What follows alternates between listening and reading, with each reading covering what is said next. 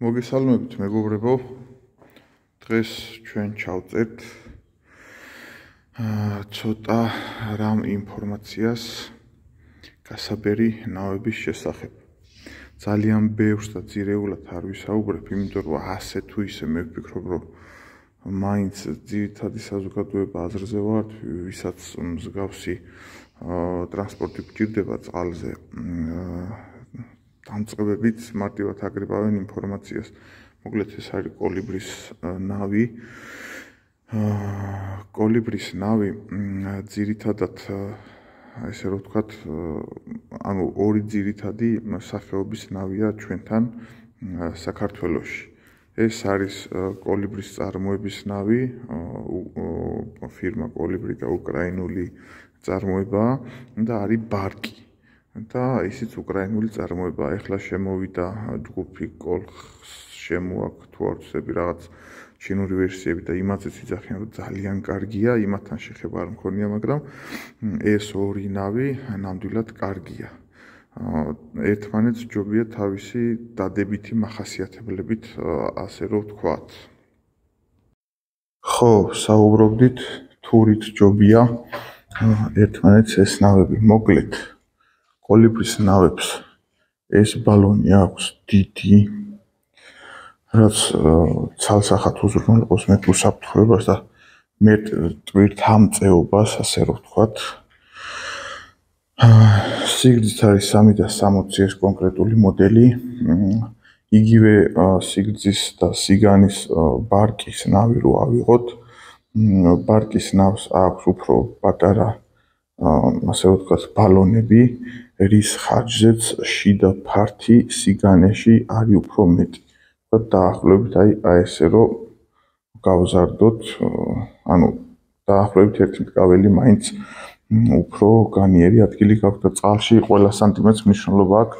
ამაზე ყობა რომ ესაუბრებოდა არ მჯერავდა ხოლმე და რეალურად პრაქტიკაში რო გამოვცადე, ესეა ყველა სანტიმეტრს მნიშვნელობა აქვს წყალში უკვე როდესაც შედიხარ და ეს არის შენი საყრდენი წყალზე.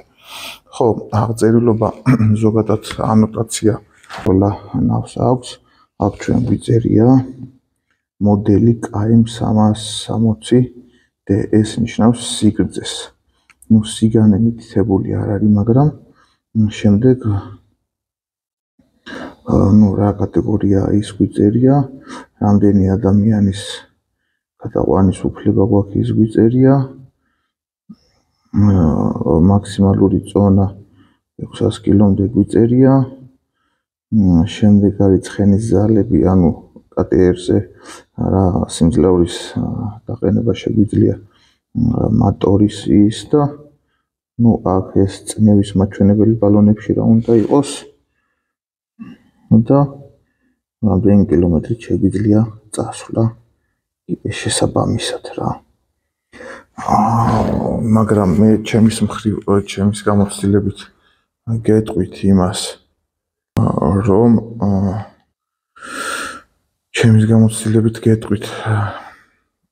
რომ ესე იგი მე რაც მყავდა ბარკი, თბილისის ზღვაზე ავიყვანე და წყალში შევიყვანე და პირამდე გავავსე წყალი. ანუ თავიდან რო არ ვიცოდი, რამდენად უსაფრთხო იყო, მაინტერესებდა და ან იატაკი ხო არ გამიძურებოდა და ჩავარდებოდი სადღაც შუა ტბაში ან რამე, ამ კუთხით გავავსე მთლიანად წყლით და ბალონები ამ კანტამდე ჩავიდა.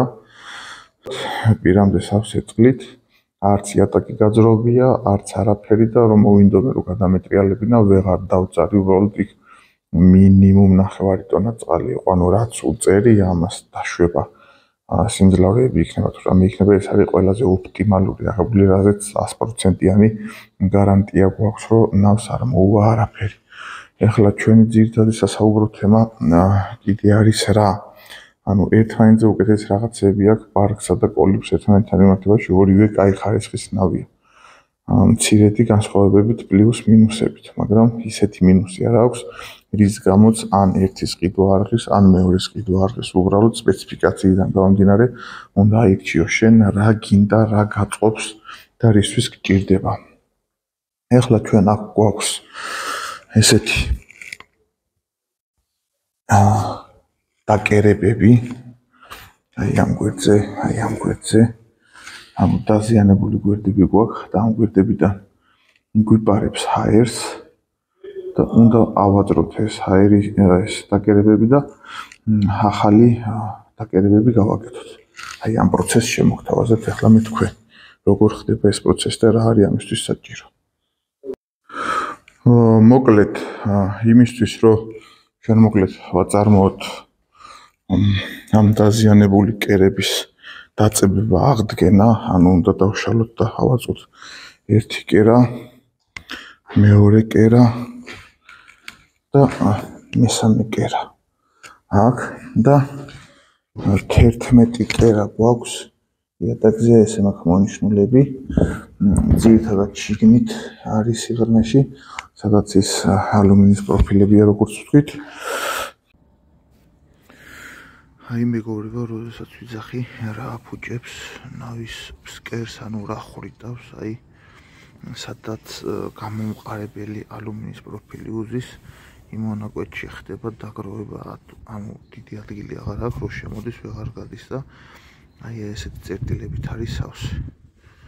აი ეს არის მიზეზი გაფუჭების, აი აქ უღურე რამხელა კენჭია, აქაც უღურე რამხელა კენჭია, აი ამიტომ აუცილებლად როდესაც საუბრობთ რომ რა აფუჭებს ნავის ფსკერს, უნდა გავითვალისწინოთ ეს ფაქტორი. მყარ იატაკიანი ნავების შემთხვევაში და ყოველ მეორე ან მესამე გასვლის შემდეგ აუცილებლად უნდა დავშალოთ თუ ყველა გასვლაზე ვერ ვშლით და ვერ ვასუფთავებთ იატაკი, რომ შემდეგ არ მოხდეს აი ესე ამ კენჭით ამოხრეტა დაწოლებზე და აგრესიულ მოქმედებებზე, ასე რომ ვთქვათ. აი ხვრიტება მერე დროთა განმავლობაში და ფუჭდება იატაკი, როგორც იყო კოლიბრის შემთხვევაში რა. ეს კი არის ბარკი თვითონ.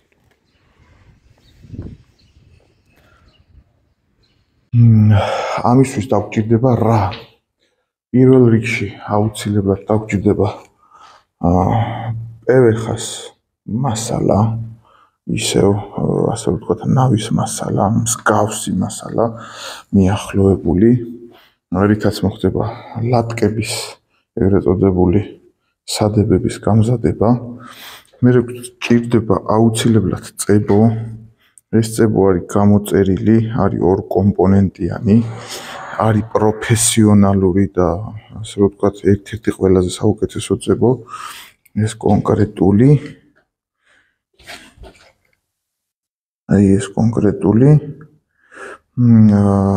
თავისი დოზირებებით შპრიციც მოხვა. ეს არის თვითონ კოლიბრზე მოყოლილი წებო, ერთ კომპონენტიანია იმ გაგებით, რომ არ შერევას არ საჭიროებს, პირდაპირ შეიძლება წაუხსვა და ამუშაო, მაგრამ ეს უფრო პროფესიონალურია და ამის ინსტრუქციას განმარტოთ, როგორ ხდება შეზავება და გეტყვით მაგასაც. დაგვჭირდება მაგრატელი, რომ გამოვჭრათ საფენები, ასე რომ ვთქვათ, დაგვჭირდება მსგავსი ტიპის რამე წასასმელი ფუნჯი, რომ თანაბრად და თხლად მოხდეს წებოს განაწილება ზედაპირზე. დაგვჭირდება მერე საპრესის საშუალება, მძლავრად ამყარად შუაგულიდან, ჭრილობიდან და გარეთ დავიწყოთ დაპრესვა დაკერებული ადგილის და გადამავალ კონტურებში გამოიყენება მსგავსი ტიპის ძლიერ პირიანი რაღაცა, კიდე ესე დასაპრესად.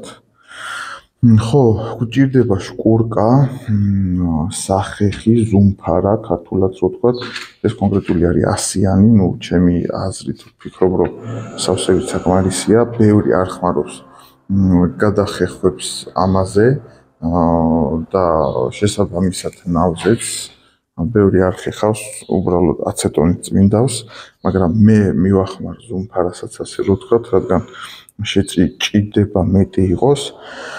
დაგვჭირდება აცეტონი, ან ესეთი ძლიერი გამხსნელი 656, როგორც არის, ანუ აირადი უნდა იყოს მომენტალურად, არა ნავთობივით ნელი, ასე რომ ვთქვათ რა. არავით არის ბენზინი, არავით არის არაფერი. მსგავსი რამე უნდა გამოვიყენოთ, ან აცეტონი, ან მსგავსი ესეთი რამ და დაგვჭირდება ტამპონები. რომ კონკრეტული ადგილი, სადაც უნდა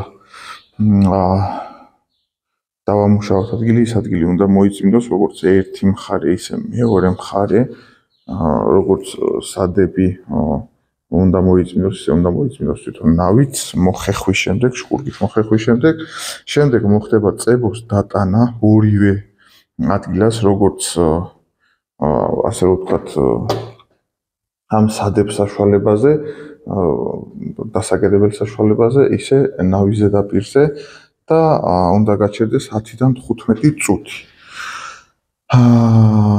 და შემდეგ გვჭირდება ინდუსტრიული ფენი, აუცილებელია ესეც, რადგან ზედაპირის გათბობა როგორც დასაკერებელი საშუალებისა, ისე ნავის ზედაპირისა უნდა მოხდეს 50-დან 60 გრადუსამდე ზედაპირების გათბობა, ანუ ამ 10-15 წუთს რომ დავაცდით წებოს, შემდეგ მოხდება დაფენა და დაპრესვა და 24 საათში უკვე თავის სრულყოფილ სიმკვრივეს აიღებს დაკერებული ადგილი.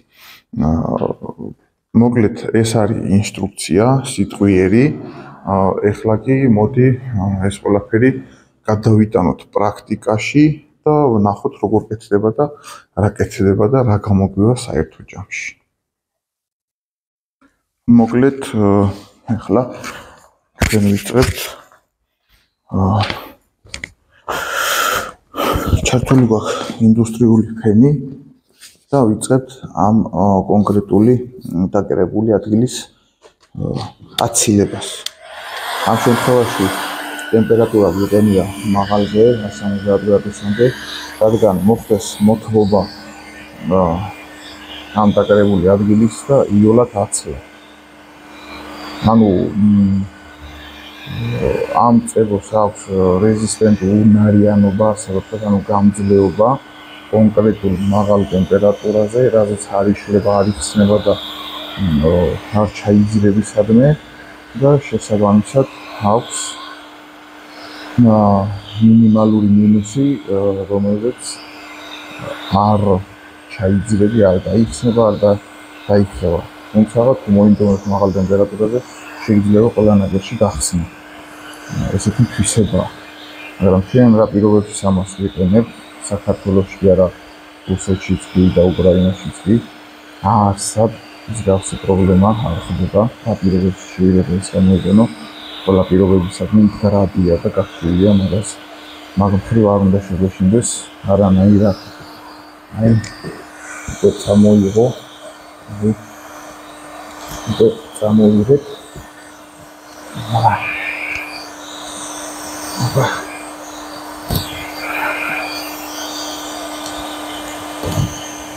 ლატკაზე ლატკა დავხვდა.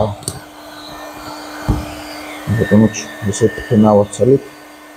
მეორე ფენა ხეთქებში იყო. ამისი გასუფთავება მოგიწევს ძალიან კარგად. ზოგადად პრობლემა არ განხორციელდეს, მაგრამ ჯერ აქვსად ნახოთ რეალურად გაზონის დაზიანება მოხდა ხოლმე.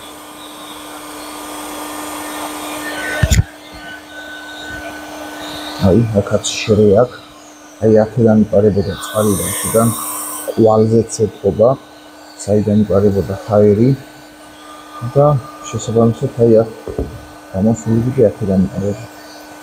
რაღაცა ვერ იყო კარგად დაზღვეული. ბატონოჩი, რამხელა ნაკერი ყოფილა უყურში. აი, ეს არის თავის ამოჭმე. აი რა დაფხუდა აქ ჩვენ.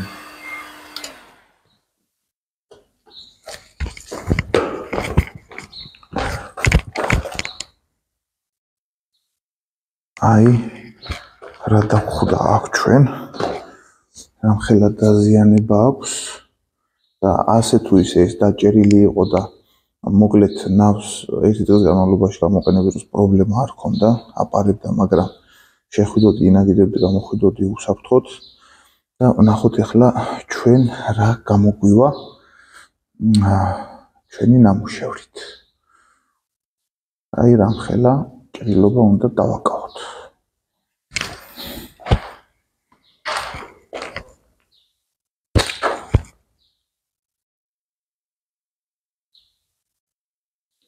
მოკლედ მეგობრებო, ცოტა წავიმუშავეთ, წავიპრაქტიკულეთ.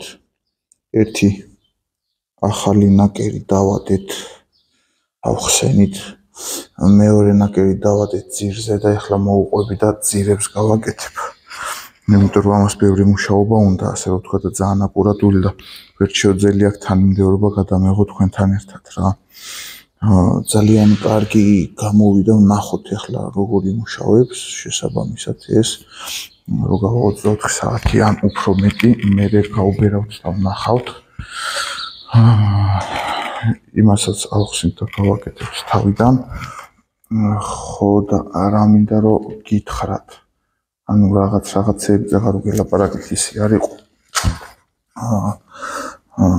ესე იგი აუცილებლად ალბათ იქაც დააკვირდებით და ზოგადად ყველგან ანახი იქნება რომ ამაზე არის მრგვალი ფორმის დაკერებები. ეს მრგვალი ფორმის დაკერებები არის აუცილებელი, ასე რომ ვთქვათ, რადგან თუ გავაკეთებთ ოთხკუთხედზე ან მკვეთრკუთხიან მოკლედ დაკერებებს, აუცილებლად კუთხიდან დაიწყებს დროთა განმავლობაში აშვებას. ასე მუშაობს მისი ელასტიურობა და პრინციპი. აქედან გამომდინარე ჩვენ უნდა დავამრგვალოთ, მომრგვალებული კუთხეები უნდა გქონდეს ჩვენს დასადებ საკერებელს. აუცილებლად რომ არ მოხდეს კუთხეების აშვება. ეხლა მაგრატელი რამდენადაც კარგად ჭრის და ხელის ჯვარ რამდენადაც კაი გაქვს, იმდენად მრგვალი გამოგივა ეს დაკერებები. შევეცდები სხვა დანარჩენი პროცედურაც გაჩვენოთ. აუცილებელია მრგვალი ფორმის საკერებელი, აუცილებელია. სხვა შემთხვევაში დაიწყებს აშვებას. ესე მუშაობს ამისი პრინციპი. მოკლედ ამ ჩვენ წებოს ეწერა ანოტაციაში, რომ ეს გამხსნელი ამ წებოში უნდა შეურიოთ 100 წილთან 5 წილი. ასე რომ ვთქვათ და შერეულ მდგომარეობაში 24 საათი აქვს გამოყენების უნარი. შემდეგ ეწერა რომ გაცხელება უნდა მოხდეს 65-70 ცელსიუს გრადუს ტემპერატურაზე წებოსი, ანუ როდესაც ორ ფენას წავუსვავთ ამას და დასაძებებელი ზედაპირს 60-65 გრადუსზე უნდა მოხდეს იმის გათბობა 4, 5, 2-დან 3 წუთის განმავლობაში.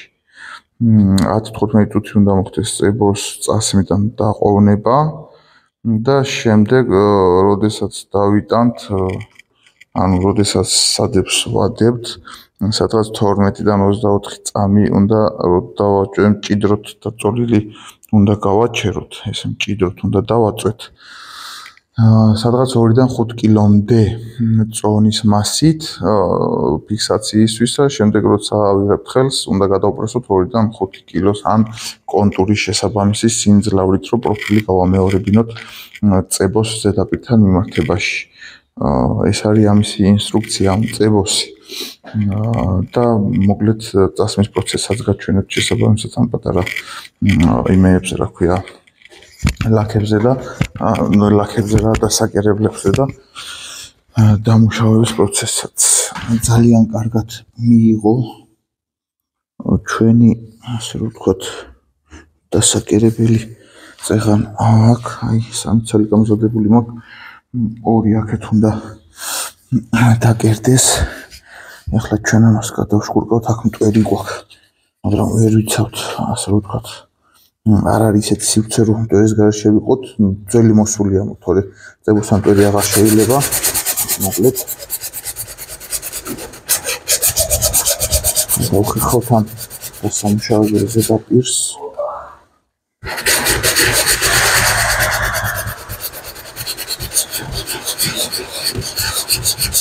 ისეთ ნაირად.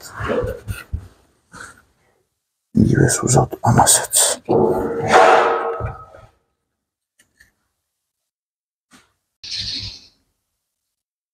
მოკლედ, ეხლა ჩვენ გავწმინდავთ ზედაპირებს, ანუ გაშკურებულ ზედაპირებს გავწმინდავთ.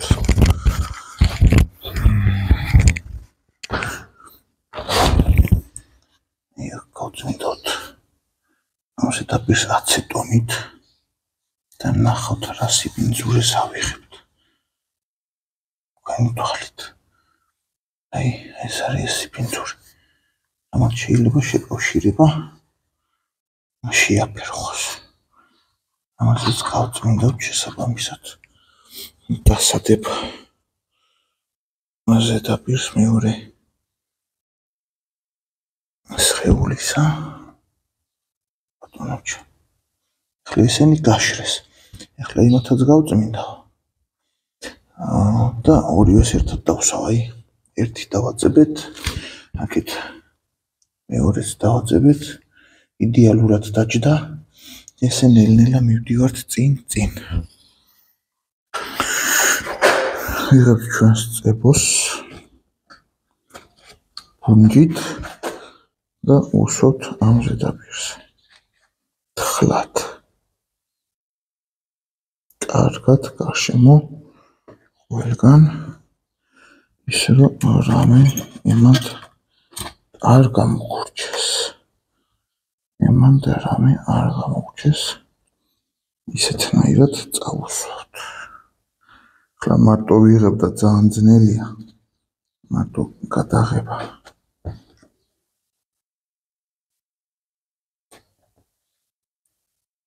ბატონო ჩემო, ვილა. ამ ზედაპირზე წასმულია. ახლა უნდა წავუსვათ მეორე ზედაპირზე.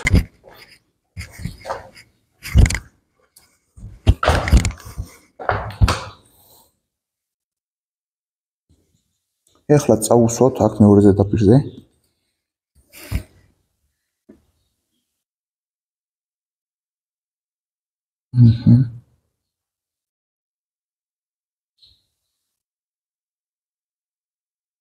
რგულად, როგორც ვაპირებთ, ახლა ამაზე ხდება შემოსკოჩვა და მრავალი სხვა რაღაცეები.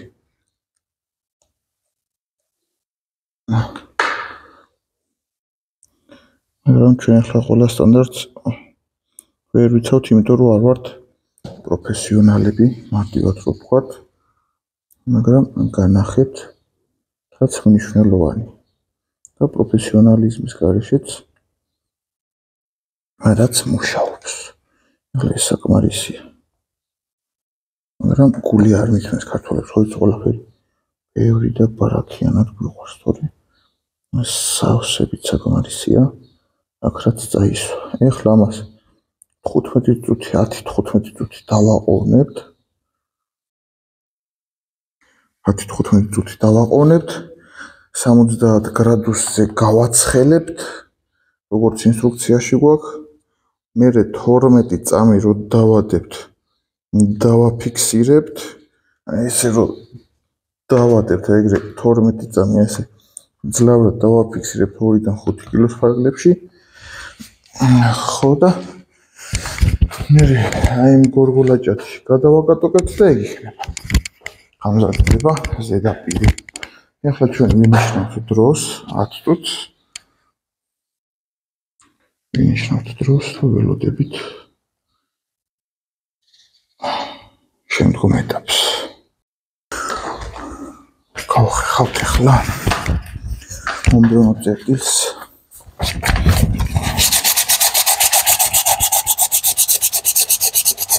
დავამუშავებთ. მე თუ გითხავ, თუმცა კარგი ნახმარია ნავიდის იმის ნახმარია და რაღაც უკვე თავისებურ წარმონახნები აქვს ზედაპირზე. ასე ვთქვათ, ნაძების კუთხით ჯობია რომ აუცილებლად იქნას მოხეხილი. ყველა ალბათობა იყოს გამორიცხული. ახლა მოვწმინდავთ ახლა ეხლა მე მაგიდასთან ორ კადრში ავრჩანილ და გავწმინდო მან დასაგერებელი ერთ ნაჭერს, ასე რომ ვთქვათ, წამოვალ მან მაგ ჭრილობის მოსაწმენდად. სადავართ. ბატონო ჩემო. ხანდახან დავყარგავ ხოლმე ამ ჭრილობას. იმდენად რომ იწმინდება, იმდენად ქრება.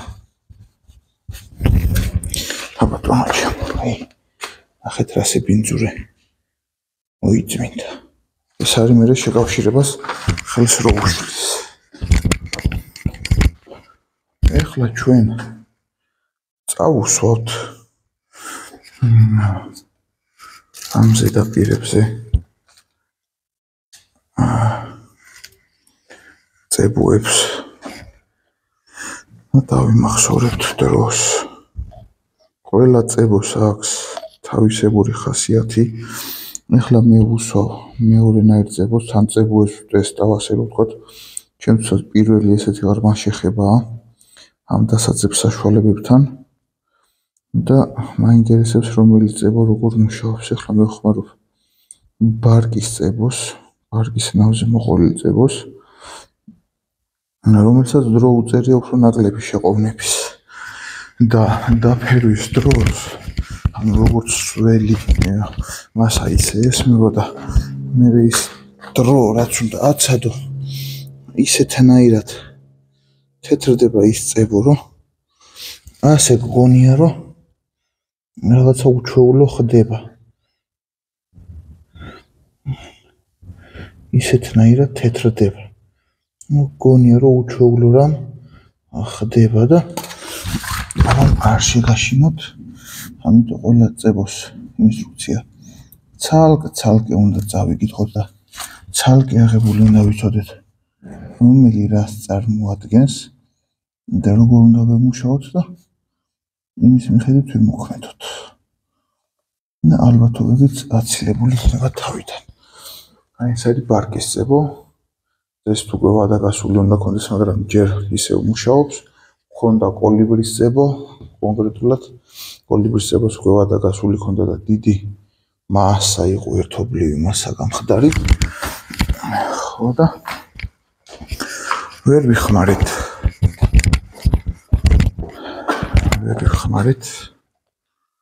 გადავაგდეთ. ბატონო ჩემო და ეხლა ვხმარობთ ამ წებოს. განახებთ როგორ გათეთრდება ეხლა ეს წებო. წეღანდელი წებო არ თეთრდებოდა.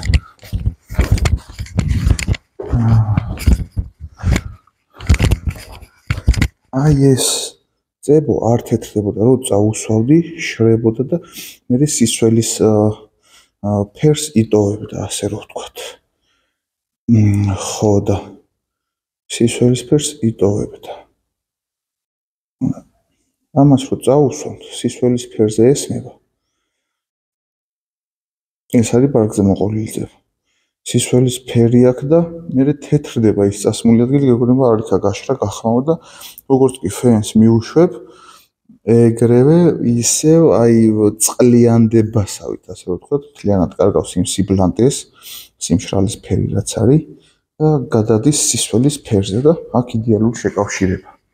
კიდევ ჯერ ვიმოვებ, ყველა წებოს თავისი თვისება აქვს, ყველა მწარმოებს.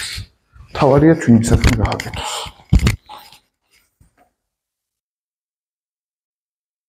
მოკლედ მოვიდა დრო, რომ ჩვენი წებო აი რო გეუბნებოდით როგორ გათეთრდა. მოვიდა დრო, რომ დავაწებოთ თავის ადგილას ახალი საგერებელი. აი ესე გათეთრდა, ამაზე ვსაუბრობთ.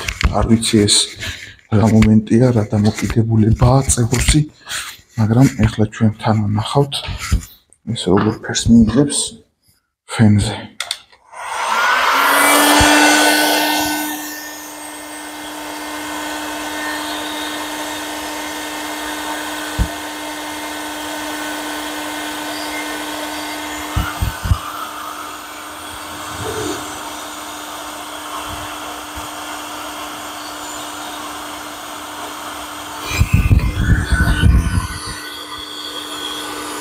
ისეთნაირად წყლიანი და წვნიანი ხდება.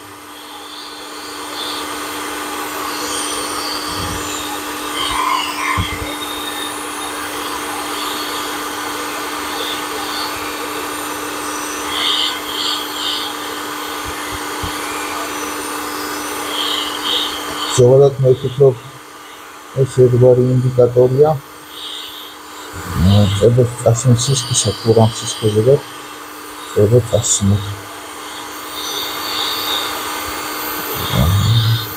სადრამ სისქეზე მეგონი მაგის ინდიკატორი უფრო მგონია. აი რაღაცა ესე ვფიქრობ, თუმცა ვერ დავიჯინებ. მე მართალს ვიძახ. 2-4 წუთის განმავლობაში უნდა ვაკეთოთ ჩვენ ეს ზედაპირი. მოვიდა დრო დაწერების.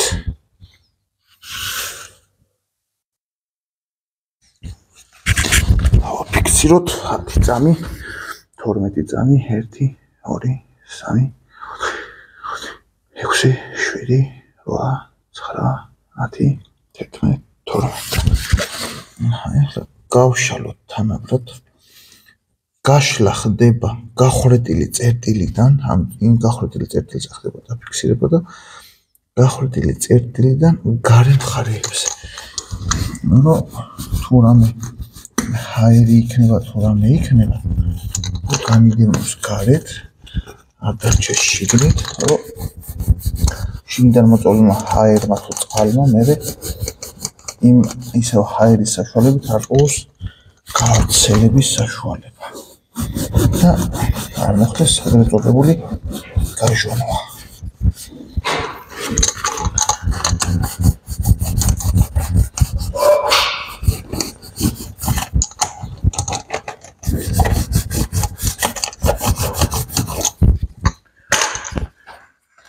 მოკლედ ეს არის ესეთნაირად ახლა ერთი აქ დავრჩა და ორი კიდე ზევით, მაგრამ მე მგონი ამდენი გადახებას აზრი არ აქვს.